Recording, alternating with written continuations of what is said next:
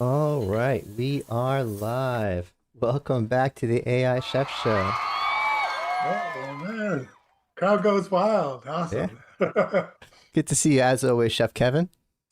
Yeah, no, it's good to be here, Chef David. Okay, so listening to the kitchen sounds like leading in.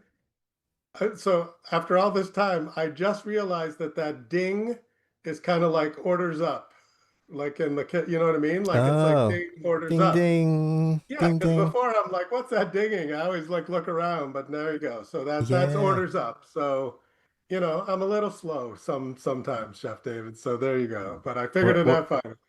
where I grew up in New Jersey, diners were a big thing, and diners would have that. So for me, Right, it's that's right. that's part of the kitchen sounds.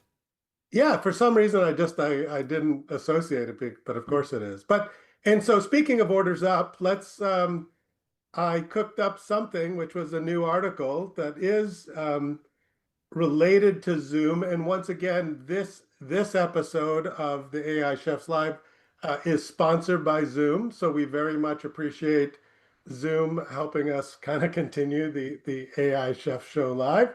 Um, so this is an article, and it really does have to do with AI. This article focuses on, I would say, a recipe or a pattern that increasingly we're hearing from organizations that are choosing to use Zoom plus Microsoft. So Microsoft, great productivity tools, Word, Excel, PowerPoint. Um, and then they, of course, have their Teams collaboration tools. But there's a lot of organizations that are telling us, and some research shows they're using Zoom for a number of reasons. And the article goes into a lot of depth and shows how that works. But real at a high level, four key reasons that even if you're a super Microsoft shop, you may want to think about Zoom. And this ties into the AI chefs is because the AI companion, which is included at Zoom at no additional cost, whereas on the Microsoft side, Copilot is $30 per user per month. So that's one of the items, cost. Another is just customer preference. So if you're in business to consumer, a lot of times people got used to using Zoom during the pandemic. So your customers may prefer that. And if you're dealing with external parties, sometimes it's easier. You can do it with Teams, but quite frankly, it's sometimes complicated. So with Zoom, sometimes it's easier. Sometimes people just want to have more than one platform for resiliency. So if Microsoft is having issues, you can use Zoom and kind of vice versa. And also, Zoom has some more on-premises capabilities that Chef David Teams doesn't have, and they have no, they're fully cloud. And if you want to run it on-prem for redundancy, resiliency, or data sovereignty, they don't really support that. And I don't know. And there's a fourth thing, but anyway. But the article, I just thought I cooked that up, and before we get into just kind of our deeper dive into Zoom AI Companion for the web. So Yeah, I have over to some. you. Actually, I have some strong thoughts on this. Okay. I there's two ways to approach this. There's the way Zoom approaches it, which is um, use our tools as you want to use them with other tools as you want to use them. We're going to integrate as hard as we can with anyone who will integrate with us, Yeah. and but try to be as flexible as possible. And that way, they hopefully get more customers that like that. And the other approach, which Microsoft often takes, is use us for everything. Use us for everything. We're bundled in. You have to use us for everything. If you use us for anything, you're using us for everything. Bundle, bundle, bundle. Um, and I recently got into it on LinkedIn. I might have stepped on my own toes a little bit because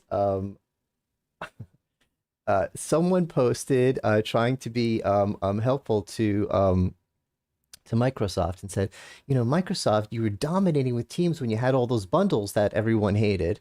And now people are starting to use Zoom again for certain things. And you keep seeing, what you were talking about, Zoom integrations Yeah. with Teams. You need to bundle again and get everyone using Teams for everything. And I responded to that. I'm like, why are you telling them to do this? Why would you suggest that they bundle everything and force people to use all Microsoft when they might want to use Zoom for some stuff? Shouldn't people have the choice to say, no, I like Microsoft Phone, but I like Zoom Chat, and I like Microsoft Excel, but I like Zoom AI Companion. Why not? And one of the comments I made is, that people still like Zoom video better. I say only good things about Teams videos. I didn't used to only say good things. It's gotten a lot better. It's business quality. It's more than good enough. It's not like good enough sounds like. Teams video is really good. People still prefer Zoom. They still say it's better, more reliable, less bad calls, all that kind of stuff. And so I said that in this LinkedIn comment. I'm like, if people think Zoom is superior video, they should be able to use it. And someone I admire and respect very much, who has a very prominent position at Microsoft Teams devices, exactly who anybody in this knows immediately who I'm talking about. Great guy. We all love this guy personally. And he's like, what do you mean? What do you mean Teams is inferior video? And I'm like, hey, I'm sorry, but it is what it is. Let's look at what Copilot said. So I asked Copilot, I'm like, what do people think about? Because that's as biased as you can get for Teams, right? I'm asking Copilot. Right. What is the public perception of the quality of Teams video versus Zoom video? And it was exactly what I said. People say good things about Teams video. It's blah, blah, blah. But Zoom still, perception. I'm not saying I've done a million test calls. I'm just saying perception is that Zoom is better. So I posted that in there, and I'm like, I feel like that's a little bit aggressive, but he asked the question. But it all goes back to your point, and I'm so glad you're with that article, and I'm glad that article is going around. I see it being shared in all the secret analyst chats, not just shared by you, but other people are talking about it and excited about it. Because it is a big deal that Zoom consciously made this choice a few years ago. They're going to stop this fight to the death with Microsoft, and they're going to just focus on how do customers want to use Zoom and Microsoft together. And every time I talk to them, they double down on it. They keep coming out with new ways. Every Patrick Kelly video, your article, they're doubling down. It's not Zoom it's Zoom and Microsoft. And I think that's smart, and it's working for them. Yeah, and I just want to go in a sense, because I try to be very balanced. I want to roll back to one of the things that you said, which is because part 2 of this article, this looked at like how inside of Zoom you can really access OneDrive and SharePoint and all your wonderful Microsoft stuff and stay in Zoom, workplace. Part 2 of this is going to show how you can be inside of Teams and use Zoom Phone and use Zoom for meetings. So, one of the things you said, Chef David, was that, of course, Microsoft would like you to buy everything from them. But really, with this article, what I'm hoping is, if anybody's watching this, if you're a Microsoft MVP, I feel like there's a lot of people that have adopted the Microsoft religion. And that might be great for some customers, but just be open to the fact that for other customers, increasingly, maybe you use Teams for internal communication, but maybe you use Zoom Phone for external meetings, external phone. And so Microsoft does allow a bunch of integrations, and part 2 of this article, which will probably come out next month, sometime in February, will show how that is. So I think sometimes it's the Microsoft, I don't know, Microsoft IT pros that are rah, everything has to be Microsoft. No, let people use what they want. Yeah, and when my belief is, match the tools to the business requirements of your users, and especially if you're in a bigger org, like maybe some departments are well served by one tool, some departments are well served by another. You should always try to use the minimum set of tools that gets the job done. So I'm not advocating you use 50 different collaboration tools, because that's anarchy, but maybe 2. And I think that there's some research that Kim from Zoom, I think in one of the comments, Zoom had Deloitte do some research, like how many tools does the average company use? And the numbers, here's spoiler alert, it's above 1. So anyway, that's but let's talk about Zoom AI. Wait, one final point, because you made such a great point about, and I just have to follow up about people being able to use and it's exactly what I was going to say about using, not, it's not the best tool, it's a tool that suits the business need. And the example of that is Zoom chat or Teams chat, because they're very, very different. You think, oh, they're both team chat, they're both business chat. No, they're not. Teams chat has all these integrations with all these 365 Office, whatever they're calling it, Copilot stuff, but it's not easy to invite guests. It's just not. It's not easy to make a client facing, customer facing, people public facing. And Zoom it is. You just add them. Right. Zoom is very, very easy. But there are some organizations and some parts of organizations that need that stuff in Teams chat. They just need that. They need it all. They need it all day. And there's a lot of other that just will have a nightmare with Teams chat, and they need Zoom chat. So Yeah. so anyone who's rah-ing and saying use Zoom for everything or use Teams for everything, you're doing a disservice to the people. There you go. I Okay. love in our pre-show, we said we're going to mention this article for like 1 minute and then move on. But this is what I love about It's you, really Chef David. important. No, no, it's like the discussion goes where the discussion goes. And I think that this is an important discussion. And if you're It super is. Microsoft or super Zoom, look at what the other people are doing because at least, and then you can still decide to go back into your all one, but at least do it from a knowledge, perspective of knowledge as opposed to just making it be some religious war or whatever. So there you Exactly. go. Okay. And we're live. We can go as long as we want. No, I know. That's good. All right. So can I give a quick overview of my feelings, very top level, about a Zoom AI companion on the web, and then you can give a deeper dive? Yeah, yeah. And just to remind people, on December 16th, we introduced AI Companion 3.0 and talked a little bit about AI Companion for the web. But now we're going to go a little bit deeper, and they've added more capabilities because, hey, a month has gone by. So that's like, I don't know, 10 years in normal time. I don't know. Now everything's accelerated. So, yeah, absolutely. What are So your high level thoughts, Chef David? okay, I'm making sure I'm not showing. One thing is I can't do too many demos because it goes, and this is the strength of it. It goes into all my stuff. It's Oh, connected to my yes. Gmail. So if I say, "Hey, what's going on with this project?" It's going to be like, "Oh yeah, Kevin sent you an email and he said to do this and this and that." And it might be secret stuff. So I'm There you only go. going to be able to show you very basic stuff. But I just want to preface it by saying that this is what we've been waiting for, and I feel like I tell this story, like two years ago now, or a year and a half ago, at one of these events, I was meeting with the Zoom team. I'm like, I love AI companion in the little panels. I want one AI companion that Mm. rules them all. David, we're not doing that. And then you said the same thing, that you want, you thought that, Yeah. and I guess the power of both of us combined somehow, they are like, they're like, so that's what this is. This is, looks like ChatGPT. It looks like Gemini. It looks like Copilot, Yeah. but it's connected to all your Zoom stuff. And so let me bring it up here. All right, and we did a little bit about this last month. We did some Yeah. some basic using the prompts. Um, um, and I don't remember what we did specifically in the demo, but I did a demo and it looked into my Zoom docs. But what I Yeah. thought was cool is, and what they've added since last time, if I go into this button here, all sources, you could see I have it connected to my Google Drive and my Gmail, as well as my Zoom meetings and Zoom docs. Now, I had read somewhere that there was a way to get it into Slack. I looked in the Zoom settings and I didn't see it immediately. I have to look a little deeper.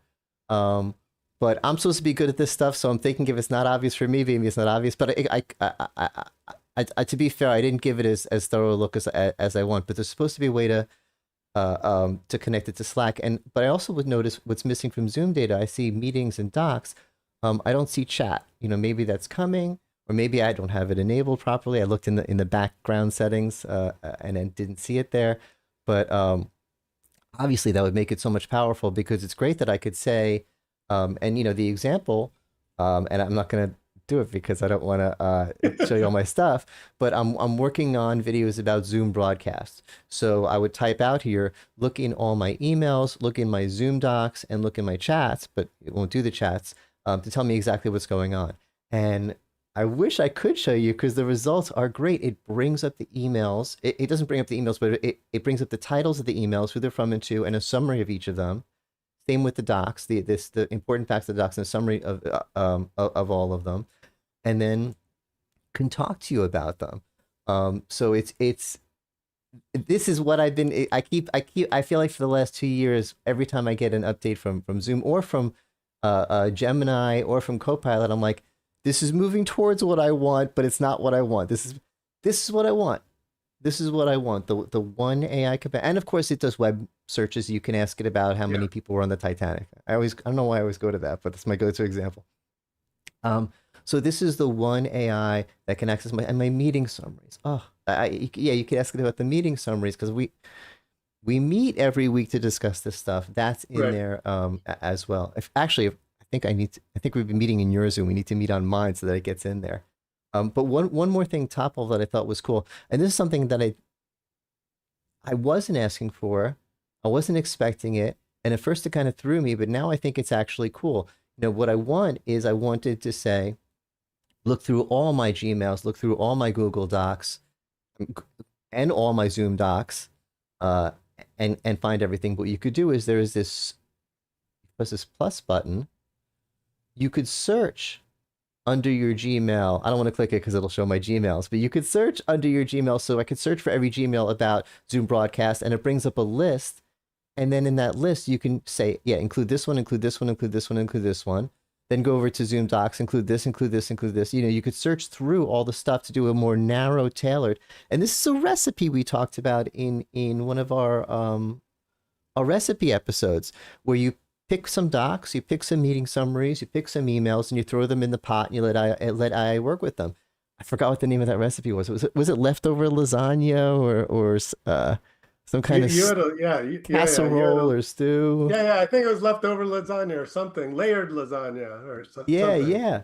This is where you get your layers. You search in your OneDrive, you search in your Gmail, you search in your Google Drive, and you click the ones that are relevant, and then you type, and then it'll have a list of them there. It's really cool. And then you say, based on this stuff, tell me what's going on with this project or whatever you want to ask it.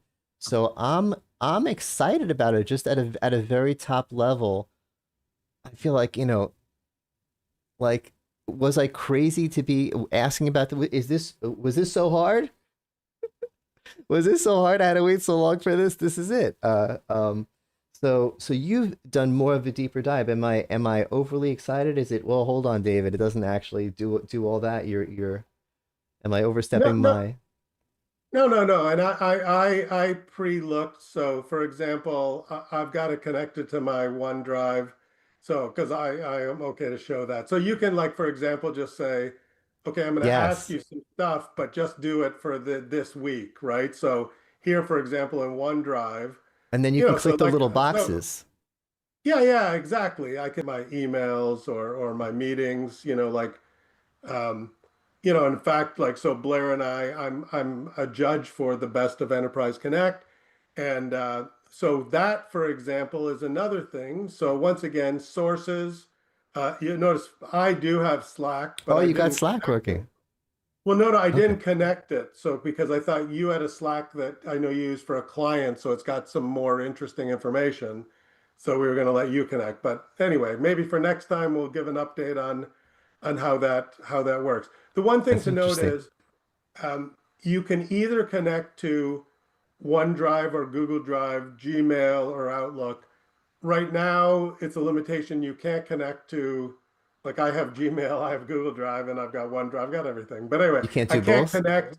I can't connect. Yeah, because as soon as I connect to Oh, this, it disconnects. So I'll need to talk to Zoom about, maybe that's a interesting. limitation of an API, or maybe that's by design. But let's take a look at what this allows you to do. So for example, um, I am going to go to, okay. So because it also is a lesson. So for example, as I said, I'm one of these judges for the Best of Enterprise Connect. We've got all these entries, and Eric Kraft wanted us to provide all the judges were supposed to get back to him. I couldn't remember when I was supposed to get back to him. So I asked the AI companion for the web. I said, when did Eric say the Best of EC judging was due? you'll see it went through and it said, hey, no information was found. And so this is a good lesson, which is it even because it's Zoom AI Companion, I feel like if it was in a meeting I had with Eric or whatever, it 100% would have found it. But I think that by default, it doesn't search all those connected things. Yeah, you got So to ask it I to. just changed it a little bit. I said in his email, so I'm giving it a hint. Like, look in in his email, when did Eric say the EC judging was due? It thought about it, it went through and it said, hey, I was supposed to get my votes back by close of business Monday, January 26th. So that was yesterday. Good news, Eric, I did send it by late yesterday. So, but that once again, the cool thing is this is in this is in Zoom, right? So I use Outlook and Exchange for my email. So I'm using Microsoft email, but I'm getting this answer in Zoom. Of course, you could ask Copilot, and I did, and I'll do more in depth, but here's an initial kind of feedback, Chef David. Copilot found the same answer. It took it, man, I could have made a coffee. It took it like 3 or 4 times as long Wow. as Zoom. So in some ways, maybe Copilot, I don't know, maybe it was searching all my SharePoint and, I don't know. But anyway, it was significantly slower. Once again, that's one data point. I will do some more, I'm doing some more work to kind of, see if that's overall. Um, but anyway, so Anecdotal. that's interesting. You got to give it a bit of a hint where you want it to look right now. It's always good, we talk often about with prompts, like if you got specific direction, it's better to kind of include that. And then it absolutely found that from all my emails. So I like that. Um, any thoughts on that before I show off one other thing? No, no, that's just a good prompting practice. I would start almost every prompt in here with, go through all my emails and meeting summaries and find out whatever.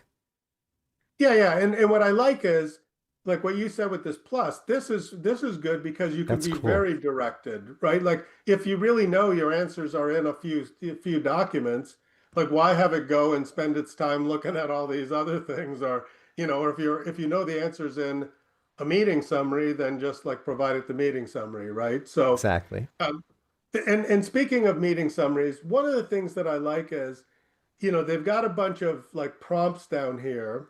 And so like things like coaching. So like if you click on this meeting sentiment and analyzer, of course you could go and say, here's the meeting transcript, and you could paste it into Gemini or open ChatGPT or even Copilot. But the nice thing here is, if you say meeting sentiment analyzer, um, it's like you've got the meetings right here. So it picks the last meeting, but you can go and basically say, oh, okay, here's all the meetings that I, basically turned on AI Companion for. So you can just pick one of these, and then it will analyze it. So I did that for a meeting I here. bet you could do multiple meetings. I didn't try that, but I mean, so here, for example, was a meeting I had with Ted Colton, another BC Strategies member.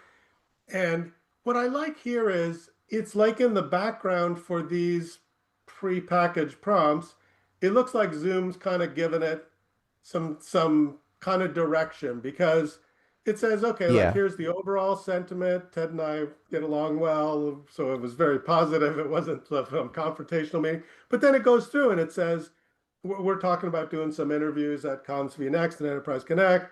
And so it just says, yeah, here's the thing, role-based sentiment.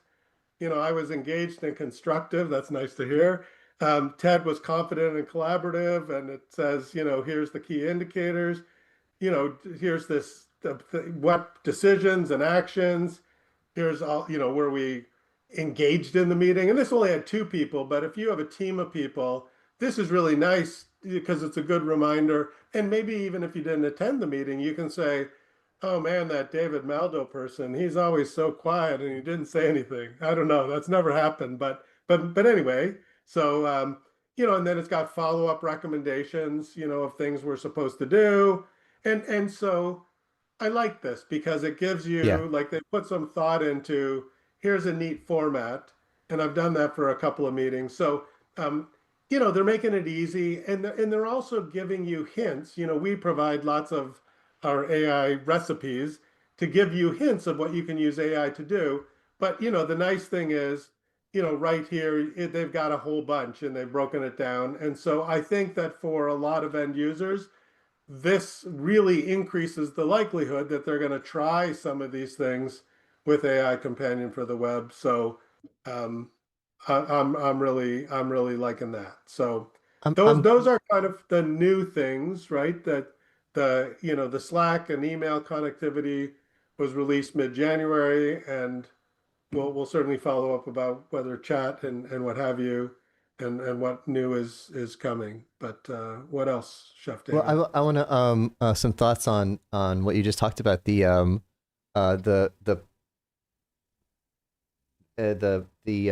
what are they called, the Dark mode. template. We have a debate between dark mode and light mode. Yeah, Yeah, let us please know in let the us know in comments. the Let us comments. know in the Yeah, comments I which do you contend. Yeah, I contend the white is easier to read with the text, but that I don't know. But we will all I discuss. know is if I have this on my screen, my wife walks in and goes, "Oh, where's my sunglasses? What are you doing?" Well, okay, but let's go Um, beyond the vote of your but wife, and let's get the audience to vote. let's get Okay, the yeah. We want to hear in the comments. Now I just want to say that all the AI LLMs have these kind of suggested prompts. And right. when it was new, when it was novel, when Copilot was first came out and had a button, I looked at them and yeah, just to see how it worked. I clicked on one or two of them, but I haven't found them useful at all. These two things I like about them. One is they are actually useful. And I did when we did last month, I did two examples I think from them. And it was oh, this is really good, I should be using this a lot. So the ones that they've come up with, and you can see they have different categories. The coaching ones are particularly cool. I really like the Right. coaching ones. But they have different categories in these different samples, and they didn't just throw anything. I feel like a lot of people just throw anything there. These are all really good, and like Kevin said, I think they put some special sauce behind some of these. I don't think these are just like any random prompt that you type in. I think they're I think the engine is ready for these prompts to give you something special. And the reaction that Kevin just had, where he was like, "This isn't just useful." He said, "I quote, you said this," and that's what made me. I'm like, "Oh, I'm gonna have to respond to this." He said, "I like this." That's how I Yeah. felt when I did it. It wasn't just like, oh, "Okay, this is useful. I should do this." I'm like, "Oh, this is cool. I like this." And Zoom needs. And if you watch Zoom's latest ad, which was doing an Apple-esque ad with the people standing on the table saying, "I want to use Zoom," they need to lean so heavily into I like this. And yeah, these click some of these and you're gonna say the two things. You're gonna say, "Oh, I need to be doing this after all my meetings. That's really useful." And what Kevin said, "I like this. This is cool. The way it's formatted, the different categories. Um, there's a lot of good stuff here from terms of customer productivity, and also for Zoom and marketing and stickiness and everything they're going for here. There's a lot of the, the team that made these, gets a little. There we go. All right, I'll let you move on now. Yeah, but I'm just gonna like build on that point, because so for example, like this, I picked this cross meeting analyzer, and so it's not just like a prepackaged prompt. It auto selects all your meetings that happened in the past 7 days, right? So the nice thing, and then you can just, like, if there's certain meetings that you're like, I don't want it to analyze that because that was like a sensitive meeting, you can just like unselect it.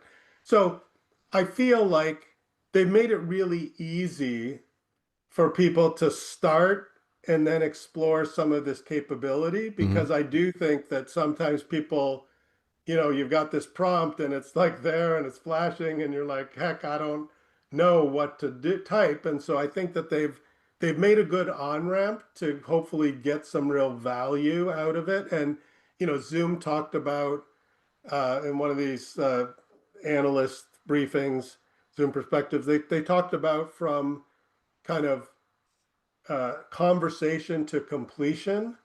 And so I feel like they're trying to deliver on that, which is, okay, you have the meeting, which is terrific, and you hopefully use an AI summary, which is fantastic. But like the way we've talked about before, they populate the to-do items. Here they're surfacing things like, hey, what are these themes that keep coming up in all your meetings? And if they're unresolved, maybe you should, they're trying to help you kind of nudge you and say, hey, you're always talking about this, Kevin, but it's like maybe you should actually follow up and look, investigate that because it keeps coming up in all these meetings, right? And they're making it easy for people to kind of uncover some of those hopefully useful AI insights. So That's so far, AI powerful. Companion for the web is definitely moving in the right direction. As you said, David, Chef David, eventually we want all of the relevant sources of our context to be available as appropriate to our AI companion or AI assistant. No one has figured it out completely yet, but definitely, it's nice to see Zoom, moving in that direction and also recognizing that, as you said off the top, people are going to use different tools for some of the things that they do, and that's okay. Um, but I still want my AI companion to be able to access those as well. Great, Yeah. great.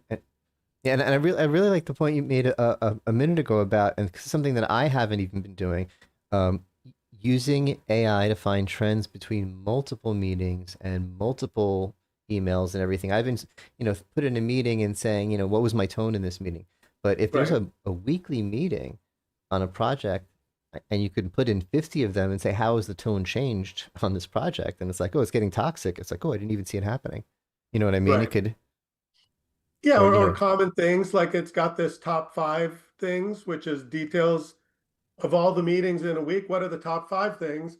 And when you do this, what I like is pretty cool. If you're running a team, it gives you a summary of the top five things. And then it actually builds. I did an example here, but so it gives you the summary, blah, blah, blah, blah, blah. But as an added bonus, it writes an email. Hi, team. It writes an email that you can uh, send out to your team just to keep everybody on track. And it says, hey, here's these top five things, and it signs it, best regards, Kevin Keeler. So it packages up something that, you could use to kind of keep your team aligned. And obviously you can edit all of this, right? But that yeah. that was the extra step. It summarizes it for you and it says, hey, here's an email if you want to send it. That's cool, right? That's So a perfect example of how these template prompts or suggested prompts, whatever, they got a little extra sauce in them, I think. yeah, Because yeah, that exactly. It's was not just like, yeah, it's not just summarize the top five things, and you could type that yeah. very quickly. It seems it's got some secret sauce behind the covers. So I like that. I still have to experiment with it more. Um, but as I do, and I'm sure as we both do, we'll keep people updated. I'm gonna take this to the next level, but between now and when we do our next Zoom session next month, um, I've been really deep into Gemini. It's been part of my workflow Right. for summarizing um, videos, that I make. We're doing the transcripts and the descriptions on YouTube and everything else. And I have a process and I have a flow, and I'm going to try to shift over to Zoom because, Gemini can access my Gmail, but so can Zoom now, and Gemini can't access my meetings and my Zoom Hmm. docs. So it should improve. But I'm scared because I'm entrenched. This is a big shift. It's not as bad as buying hardware, but it's a major process shift. But my goal and I wouldn't do it if it wasn't for this show, to be honest with you, Right. because I don't, if it ain't broke, don't fix it, kind of a thing. But I want to test this out. We've been talking about it, and theoretically, it's going to be better. So I should be doing it as a chef. So that's my New Year's resolution for next month. That's what I'm going to try to get done. Okay, no, that's good. And AI companion will hopefully note that as a to-do and put it in your to-dos as a recommended That's to-do. right. And so it'll keep both of us honest on that. But that would be great, just because I know, that you've got that process down, and that really helps with the AI chef's tips and tricks. Um, and yeah, it'll be interesting to get your detailed feedback on that next month. So excellent. All Keep right. cooking up new recipes, Chef David. Yeah. Anything else before we wrap it up for the show?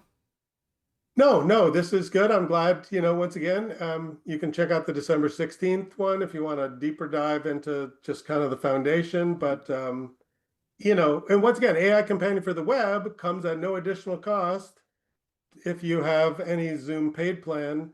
So you go to aizoom.us and you have access to it.